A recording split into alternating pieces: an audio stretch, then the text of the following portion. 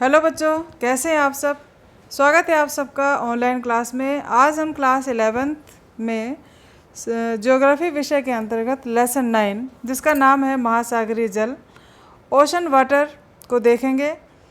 बच्चों, आपने पृथ्वी धरातल के ऊपर क्या है, पर्वत है, पठार है, मैदान है, वनस्पतियाँ हैं, इन सभी जीवों को देखा है और सभी वातावरण को महसूस किया है। लेकिन आज हम महासागरीय जल, इसके बारे में पूरी विस्तृत व्याख्या करेंगे इस लेसन में कि महासागर का जो जल है इसके अंदर भी पर्वत हैं और खाइयाँ हैं। बहुत सारा जो आकार विस्तार आप धरातल पर देखते हैं, कहीं ना कहीं उनका भी विस्तार धरातल के अतिरिक्त महासागरों में भी होता है। तो आइए देखते हैं हमें इस लेसन में क्या क्या पढ़ना है, जो महत्वपूर्ण बिंदु हैं।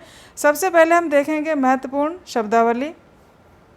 जलीय चक्र किसे कहते हैं?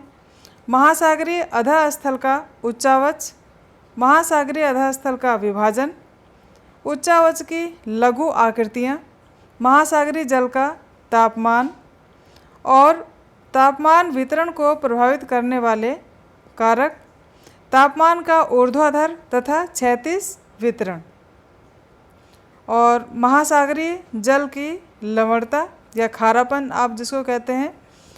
महासागरीय लवणता को प्रभावित करने वाले कारक कौन कौन से हैं, और लवणता या सैलिनिटी का क्षैतिज वितरण हॉरिजॉन्टल डिस्ट्रीब्यूशन और लवणता का ऊर्ध्वाधर वितरण, ये महत्वपूर्ण बिंदु हैं।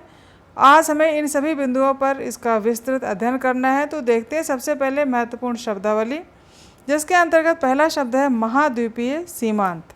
महाद्वीपीय सीमांत किसे कहते हैं? अब पहले देखिए महाद्वीप किसे कहते हैं। महाद्वीप स्थल के बहुत बड़े भूभाग को हम महाद्वीप कहते हैं।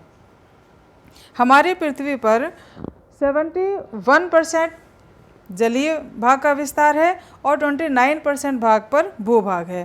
तो भूभाग में बहुत बड़े विस्तृत भूभाग को हम क्या कहेंगे? महाद्वीप। तो महाद्वीपों की पर्वती की अंतः समुद्री सीमा है। इसमें महाद्वीपीय मग्न ढाल और उत्थान शामिल होता है। उसके बाद है गाई ऑट। क्या है? सपाट शीर्ष वाले, यानी सपाट जिनका बिल्कुल प्लेन शीर्ष होता है वाले समुद्री पर्वतों को गाई ऑट कहा जाता है। इसकी खोज समुद्री विज्ञानी अर्नोल्ड गाइऑट ने की थी। ठीक है। उसके बाद है लवणता या सैलिनिटी या खारापन आप जिसको कहते हैं। नमक की मात्रा जो होती है पानी में, इसे हम क्या कहते हैं? लवणता या खारापन। समुद्र में घुले लवण या नमक की कुल मात्रा को हम लवणता कहते हैं। समलवण रेखा, समलवण रेखा में समुद्री जल में खारेपन की समान मात्रा को स्थानों को मिलाने वाली रेखा समुद्री ये समलवण रेखा कहलाती है। फैदोमीटर किसे कहते हैं? यह सागर की गहराई मापने का यंत्र है। थर्मोक्लाइन वह सीमा क्षेत्र जहां महासागरीय तापमान में तीव्र गिरावट आती है। एक सीमा रेखा जहाँ पर जो सागर का तापमान है उसमें गिरावट होती है, उसे हम क्या कहते हैं? थर्मोक्लाइन। और अब है जलीय चक्र। जलीय चक्र से किसे कहते हैं? इसको हमने पिछले लेसन में भी आपको विस्तृत चर्चा की है इस पर, लेकिन फिर भी आज देखते हैं जलीय चक्र क्या है। महासागरों पर वाष्पीकरण की प्रक्रिया द्वारा द्रव अवस्था से गैस अवस्था में परिवर्तित होकर पवनों के माध्यम से संपूर्ण वायुमंडल में जलवाष्प के रूप में फैल जाता है और अत्यधिक ऊंचाई पर जाने पर संघनन की प्रक्रिया आरंभ हो जाती है। वह वर्षा या हिम के रूप में धरातल पर उपस्थित होता है। नदियाँ उस जल को परिवहन के माध्यम से पुनः सागर में पहुँचाती हैं और जल अपने उत्पत्ति के स्थान पर पुनः आ जाता है। इसे ही जलीय चक्र कहते हैं। देखिए, जितने भी समुद्री भाग हैं, जितने भी जलीय भाग हैं, वह सूर्य की रोशनी से गर्म होकर के भाप बनकर ऊपर की ओर जाता है और ऊपर से उसमें संघनन की प्रक्रिया प्रारंभ हो जाती है और अधिक ऊंचाई पर जाने पर फिर वह हिम के रूप में या फिर वर्षा के रूप में धरातल पर वही नमी दोबारा आ जाती है। और नमी जो है या फिर बूंदों के रूप में जब वर्षा का पानी आता है तो नदियाँ उस जल को एक स्थान से दूसरे स्थान को ले जाकर के सागर में फिर पहुँचाती हैं और सागर का पानी फिर उसी प्रकार सूर्य की रोशनी से भाप बनकर फिर ऊपर जाता है और यह प्रक्रिया लगातार चलती रहती है। इसे हम क्या कहेंगे? जलीय चक्र या वाटर साइकिल। उसके बाद है महासागरीय अधः स्थल का उच्चावच, यानी महासागर का जो जल है, ठीक है, आप देखते हैं महासागर में अथाह जल राशि है, तो इसका उच्चावच यानी ऊंचाई और नीचाई का जो आकार है तो इसमें क्या क्या है, क्या क्या आकृतियाँ होती हैं, वही हमें देखना है। महासागरीय अधः स्थल के अंतर्गत महासागरीय तली पर मिलने वाले प्रमुख उच्चावचों, उच्चावच माने ऊंचाई नीचाई, इनमें क्या है पर्वत, पठार, मैदान और गर्त का अध्ययन किया जाता है, ठीक है। उसके बाद महासागरीय अधः स्थल का विभाजन, यानी महासागरीय आकार जो है, जो समुद्र है, इसका विभाजन हम किस प्रकार से करते हैं। तो महासागरीय अधः स्थल को 4 प्रमुख भागों में बांटा जा सकता है। अब 4 प्रमुख भाग कौन कौन से हैं, ये चित्र भी दिया गया है। पहला भाग है महाद्वीपीय शेल्फ या कॉन्टिनेंटल शेल्फ भी कहते हैं। महाद्वीपीय शेल्फ प्रत्येक महाद्वीप का विस्तृत सीमांत होता है, जो अपेक्षाकृत उथले समुद्रों तथा खाड़ियों से घिरा होता है। यह महासागर का सबसे उथला भाग होता है, जिसकी औसत प्रवणता 1 डिग्री या उससे भी कम होती है। अब महाद्वीपीय शेल्फ देखिए, ये नंबर 1 जहाँ एरो लगा हुआ है, ये महाद्वीपीय शेल्फ दिखाया गया है। मान लीजिए यहाँ पर पर्वत है, और पर्वत से जैसे ही हम थोड़ा सा नीचे उतरते हैं समुद्र की ओर जाते हुए, तो ये जो स्थलीय भाग को छूता हुआ जो भाग है समुद्र का, ये क्या कहलाता है, महाद्वीपीय शेल्फ या कॉन्टिनेंटल शेल्फ। दूसरा है महाद्वीपीय ढाल। ये महाद्वीपीय ढाल भी आप देख रहे हैं, ये एरो के माध्यम से दूसरे नंबर पे दिखाया गया है। महाद्वीपीय ढाल को किस प्रकार से परिभाषित हम करेंगे, मग्न तट से, आपने मग्न तट देखा, किनारा जो होता है महाद्वीप से लगा हुआ, उसके बाद जो मग्न तट ये है, उसके बाद जो थोड़ा सा स्लोप स्टार्ट होता है, जो ढाल शुरू होता है ज़मीन से लगा हुआ समुद्र का भाग, वह क्या कहलाता है, महाद्वीपीय ढाल। मग्न तट से समुद्र की ओर स्थल का अधिक ढालू भाग, ढालू भाग क्या कहलाएगा, मग्न ढाल कहलाता है। मग्न तट, मग्न माने डूबा हुआ, किसका, महाद्वीप का। महाद्वीप का जो तट समुद्र में डूबा हुआ है वह क्या कहलाएगा, मग्न तट, ठीक है। और तट के बाद क्या आता है, ढाल आता है समुद्र का। तो मग्न तट के आगे जहाँ ढाल प्रवणता एकदम तीव्र हो जाती है, वहीं से मग्न ढाल का आरंभ हो जाता है। इसकी गहराई 200 मीटर से 3000 मीटर के बीच होती है। बिल्कुल सिंपल सा है। आप देखिए, जैसे मान लीजिए यह कोई पर्वत है, ठीक है, और यहाँ पर क्या है, समुद्र की सीमा है, और इसके बाद यहाँ पर समुद्र शुरू हो जाता है। तो ये जो स्थलीय भाग है यहाँ पर, इसका जब समुद्र के जल से स्पर्श होता है तो ये क्या कहलाएगा, तट, ठीक है। तट के बाद जहाँ पर थोड़ा सा ये समुद्र के अंदर इस भाग, स्थलीय भाग का ढाल शुरू होता है, ये हो जाएगा महाद्वीपीय ढाल। उसके बाद जब थोड़ा सा और अंदर जाएंगे समुद्र में, तो गहराई इसकी बढ़ती जाएगी, और कहीं कहीं गहराई इतनी ज़्यादा होती है तो इसे हम क्या कहेंगे, गर्त कहेंगे, ठीक है। और गर्त के पहले एक मैदान आता है, गंभीर सागरीय मैदान, जो कि काफ़ी दूर तक विस्तृत होता है, तो इसे हम क्या कहेंगे, गंभीर सागरीय मैदान। और मैदान के बाद नंबर आता है गर्त का, जो कि सबसे अधिक इसकी गहराई होती है। यह है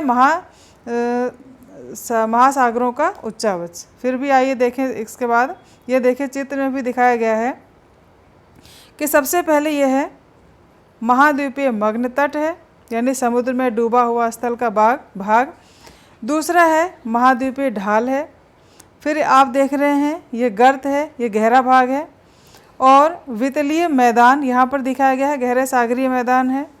और यह है कटक है, और यहाँ पर देखिए नितल पहाड़ियाँ दिखाई गई हैं। और ये जो डॉट डॉट दिखाया गया है, यह है समुद्री सतह। समुद्री सतह किसे कहते हैं, जहाँ पर समुद्र की लहरें आकर पहुँचती हैं, उसे हम कहेंगे समुद्री सतह। अब आइए देखते हैं गंभीर सागरीय मैदान की परिभाषा क्या है। तट स्टार्ट हुआ, तट के बाद ढाल आया, और ढाल के बाद क्या आता है समुद्रों में, गंभीर सागरीय मैदान, यानी मैदानी एरिया शुरू हो जाता है थोड़ा सा, जो कि काफ़ी दूर तक विस्तृत होते हैं। ये महासागरीय बेसिनों के मंद ढाल वाले क्षेत्र होते हैं। इनकी गहराई 3000 से 6000 मीटर के बीच होती है। फिर है महासागरीय गर्त। गर्त मीन्स जो गहराई अधिक दूर तक होती है और काफ़ी गहरे होते हैं। इनको जैसे विश्व का सबसे बड़ा जो गर्त है मैरियाना ट्रेंच है, गर्त को ट्रेंच भी कहते हैं। तो देखिए जो महासागरों के सबसे गहरे भाग होते हैं उसे ये गर्त की अपेक्षा खड़े किनारों वाले संकीर्ण होते हैं। अभी तक विश्व में 57 गर्तों की खोज की जा सकी है। ठीक है, तो गर्त क्या है? महासागरों के सबसे गहरे भाग होते हैं। अब आइए देखते हैं उच्चावच की लघु आकृतियाँ कौन कौन सी हैं। जो उच्चावच आप समझ रहे हैं वह भाग कहीं पर ऊंचा है, कहीं पर नीचा है। तो यह जो आकृतियां हैं इनकी छोटी आकृतियां कौन कौन सी हैं? इन महत्वपूर्ण आकृतियों के अतिरिक्त कुछ लघु आकृतियां भी महासागरों के विभिन्न भागों में मिलती हैं। यानी आपने ऊपर जो देखा मग्न तट है, ढाल है, सागरीय मैदान है और गर्त है, इनके अतिरिक्त भी सागरों में कुछ अन्य आकृतियां भी पाई जाती हैं। तो जैसा कि पहले देख रहे हैं मध्य महासागरीय कटक। अब कटक किसे कहते हैं?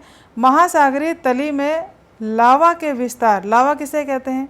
आपने इसको भी बहुत विस्तृत रूप से इसके पिछले लेसन में पढ़ा हुआ है। लावा क्या है? समुद्री जब ज्वालामुखी से निकला हुआ पिघला मैग्मा पदार्थ जो ठंडा हो जाता है उसे हम क्या कहते हैं? लावा कहते हैं। तो महासागरीय तली में लावा के विस्तार से एक लंबी कटक, कटक किसे कहते हैं? पर्वतमाला का निर्माण होता है जिसके शिखर की ऊंचाई 2500 मीटर तक हो सकती है।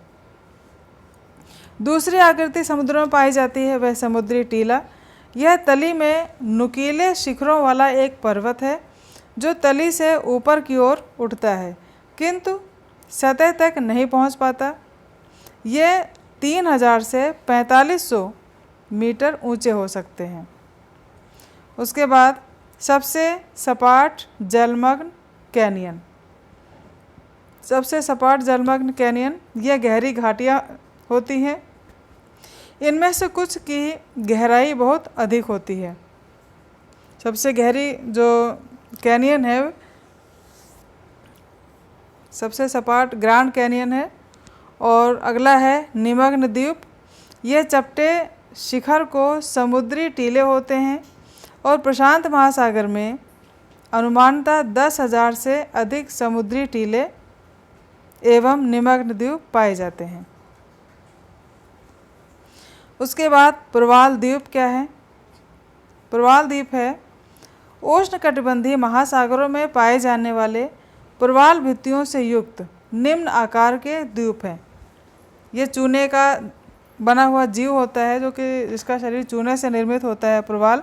और प्रवाल जीव जब मर जाता है तो इसका जो खोल होता है उसी से बने हुए पूरा विशाल एरिया बन जाता है वहाँ का। तो जिससे जो आकृति बनती है इस जीव के मरने से वो क्या कहलाता है? प्रवाल द्वीप।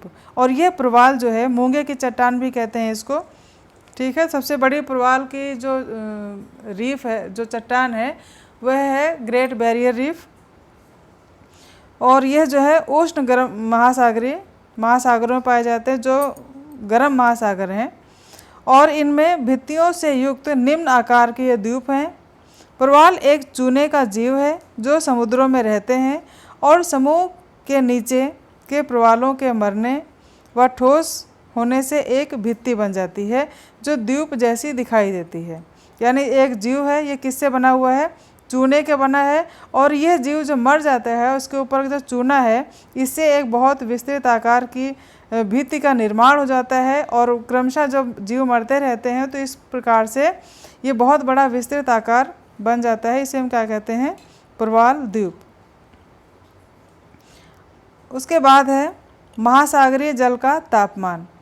महासागरीय जल का तापमान का प्राथमिक स्रोत सूर्य से प्राप्त विकिरण है जो जल को गर्म करता है। इसमें जो हवाएं हैं ये सर्वाधिक सहायक होती हैं। तापमान वितरण को प्रभावित करने वाले कारक कौन कौन से हैं? महासागरीय जल के तापमान के वितरण को प्रभावित करने वाले कारक हैं अक्षांश, जल व स्थल का असमान वितरण होना, सनातनी हवाएं और महासागरीय धाराएं। उसके बाद तापमान का ऊर्ध्वाधर और क्षैतिज वितरण। ऊर्ध्वाधर माने ये लंबवत वितरण और क्षैतिज ये हॉरिजॉन्टल वितरण। ये क्या है?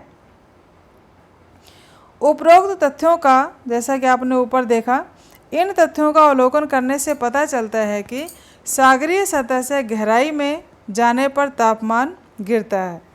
यद्यपि सभी क्षेत्रों में ऐसा नहीं है, परंतु अधिक गहराई पर तापमान सभी क्षेत्रों में समान रूप से गिरता जाता है। भूमध्य रेखा से ध्रुवों की ओर जाने पर सागरीय तापमान घटता जाता है। हवाएं भूमध्य रेखा के गर्म जल को ध्रुवों की ओर और ध्रुवों के ठंडे जल को विषुवत रेखा की ओर धाराओं के रूप में प्रवाहित करती हैं। आप देखिए, जो हमारी पृथ्वी है इसके मध्य में भूमध्य रेखा से जब हम उत्तरी ध्रुव या दक्षिणी ध्रुव की ओर जाते हैं तो भूमध्य रेखीय क्षेत्र से, ये भूमध्य रेखा है, और यहाँ से जो हवाएं, यहाँ पर क्या है, टेम्परेचर अधिक हो तो जाहिर सी बात है पानी भी गर्म होगा। तो इस क्षेत्र से उठी हुई हवाएं जब ध्रुवीय क्षेत्रों की ओर जाती हैं तो क्या लेके जाती है? गर्म जल लेके जाती हैं। और ध्रुव से जो हवाएं, जो जलराशि है भूमध्य रेखा की ओर आती हैं तो ठंडी हवा और ठंडी जलराशि को लेकर आती हैं।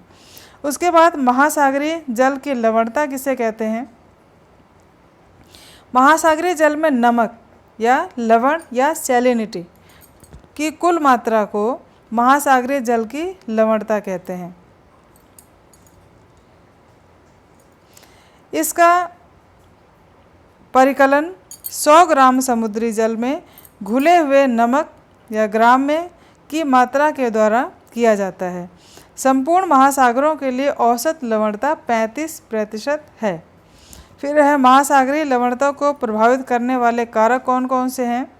तो महासागरीय जल को या लवणता को या फिर खारेपन को प्रभावित करने वाले कारक हैं वाष्पीकरण, यानी वाष्पीकरण या पानी के भाप बनने की प्रक्रिया अगर अधिक होगी समुद्र में तो क्या होगा, उसमें लवणता अधिक पाई जाती है। वर्षण, अगर समुद्र में वर्षा का पानी लगातार आता रहेगा तब भी उसमें लवणता कम होगी। ठीक है।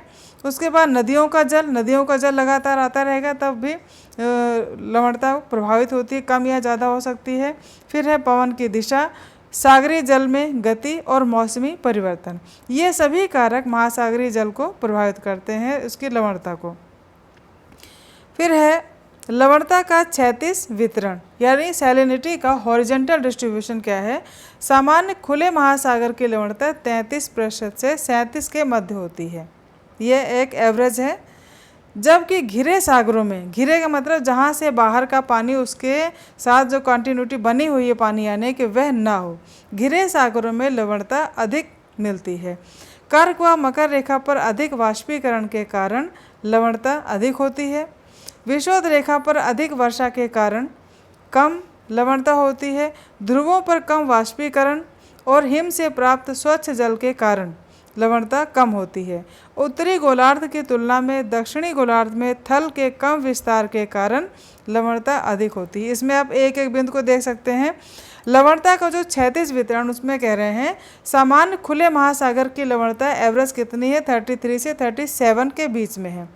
जबकि घिरे सागरों में जो कि चारों तरफ से घिरा हुआ है, बाहर से पानी नहीं आता है, तो जाहिर सी बात है उसमें क्या होगा, लवणता या खारेपन की मात्रा अधिक होगी।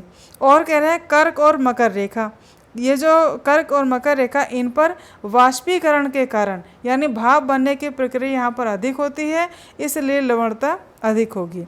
विषुवत रेखा पर अधिक वर्षा के कारण लवणता कम होगी और ध्रुवों पर वाष्पीकरण व हिम से प्राप्त स्वच्छ जल के कारण यहाँ पर लवणता कम पाई जाएगी।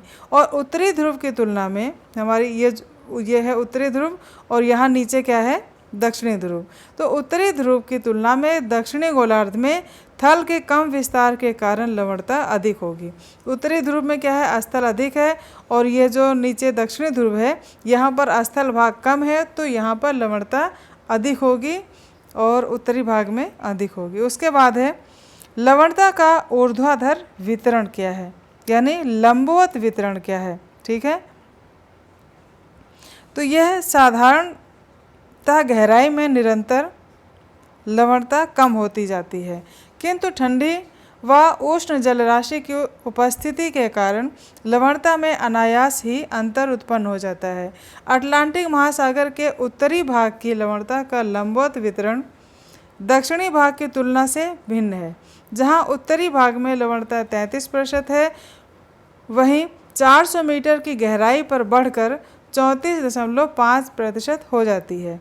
इसी प्रकार अन्य महासागरों के उत्तरी भागों में लवणता कम हो जाती है, जो गहराई पर बढ़ती जाती है।